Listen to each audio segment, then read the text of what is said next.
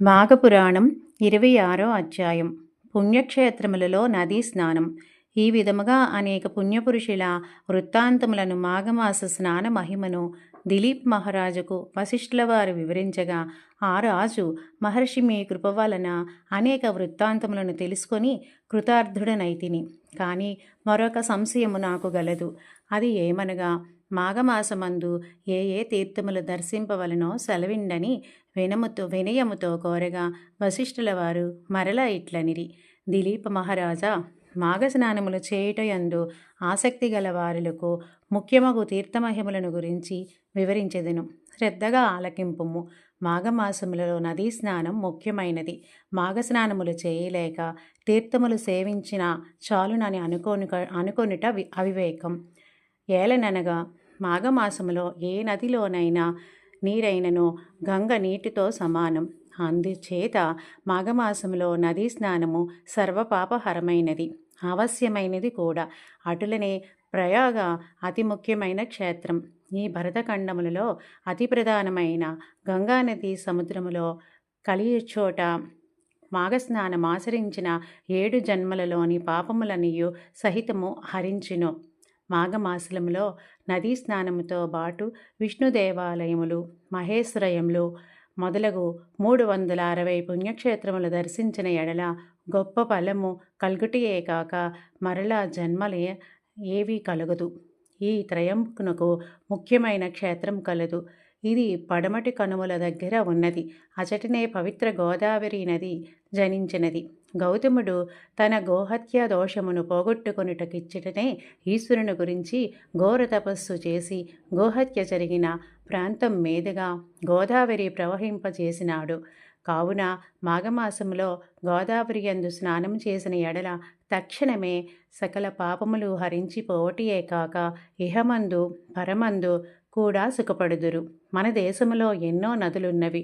ప్రతి నదీ తీరమున ఎన్నో క్షేత్రములున్నయి. ఆ నదులో మహానదులు, పుణ్యనదులు ముఖ్యములు. అవి 100కు పైగా ఉన్నవి. అటువంటి కొన్ని పేర్లు స్మరించినచో ఆ నదీ తీరాల్లోనున్న క్షేత్ర దేవతలను కూడా స్మరించినట్లే అగును. అందుకని కొన్ని ప్రధానమైన నదుల పేరును గుర్తు చేసుకుందాము.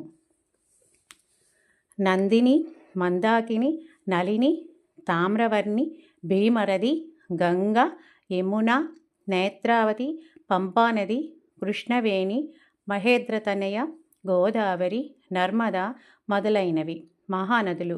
భగీరథి, గంగ, నర్మద, యమున, సరస్వతి, కృష్ణవేణి, బాహుద, భీమరది, తుంగభద్ర, రేణుక, మలావహరి, కావేరి, గతమాల, తామ్రపర్ణి, విశోక, కేశకి, గండకి, విచిత్రక, వశిష్ఠప్రవర, కాశ్యపి, సరయు, సర్వపాపహరి, కుశాపతి, పల్గుని, కరోతయ, పుణ్యద, ప్రణత మొదలైనవి పుణ్యనదులు.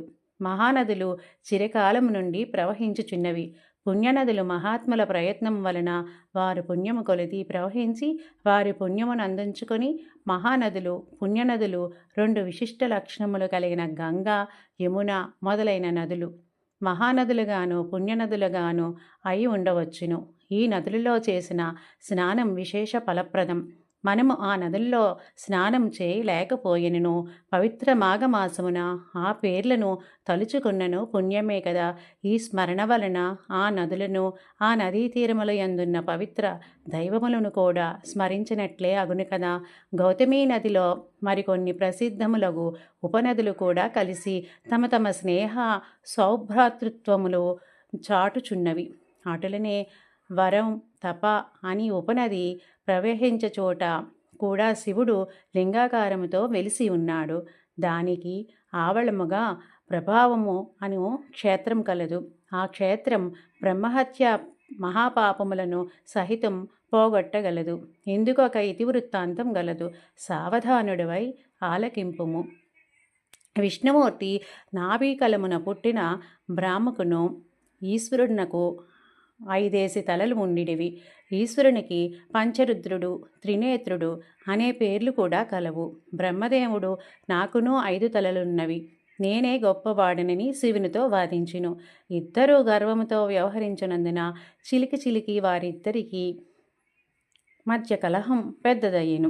కడకు ఇద్దరూ యుద్ధము చేయగా శివుడు బ్రహ్మ యొక్క 5వ తలను నరికి వేసెను. వెంటనే శివునకు బ్రహ్మహత్యా పాతకము చుట్టుకున్నది. శివుడు భయపడి తాను నరికిన బ్రహ్మతలను చేత పట్టుకొని ముల్లోకాలు తిరుగుచుండగా క్రమముగా చేతిలో ఉన్న బ్రహ్మతల ఎండిపోయి పుర్రిగా అయినది. ఈశ్వరుడు సహజముగా అందమైనవాడు. అతడు భిక్షాటనకు వచ్చి భిక్షాం దేహి అనగా గృహిణులు భిక్ష పట్టుకొని గుమ్మము కడకు రాగా శివుని జగన్మోహనాకారమును చూచి మోహితులై భిక్ష వేసి శివుని వెంట పోవుచుండిరి. ఈ విచిత్రమును మునీశ్వరులు చూచి కోపం కలవారై తమ భార్యలు శివుని వెంట పోవుట సహించలేక అతనికి పురుషత్వం నశించగాక అని శపించిరి. ఈశ్వరుడు చేయనిది లేక క్రింద పడిపోయిన ఆ లింగమునందే ఐక్యమైపోయినాడు. అట్లు శివుడు లింగాకారము మారినందువలన ఆ లింగమితమైన తేజస్సుతో ప్రకాశించుచుండెను. కోటి సూర్యుల తేజస్సు గలి ప్రళయము సంభవించిన అన్నట్లు భయంకరంగా నుండును. అప్పుడు బ్రహ్మ విష్ణువులు శివుని వద్దకు వచ్చి వాని నోదార్చి ప్రయాగక్షేత్రమునకు తిరిసికి వెళ్ళి అచట శివునికున్న బ్రహ్మహత్యాది పాపములు పోగొట్టిరి. ఆ విధముగా భూలోకమునకు వచ్చి శివుడు అప్పటి నుంచి లింగాకారముగా మారినందున భక్తులు ఆ లింగాకారమునే పూజించుచు శివ సాన్నిధ్యమును పొందగలుగుచున్నారు. జై శ్రీమన్నారాయణ.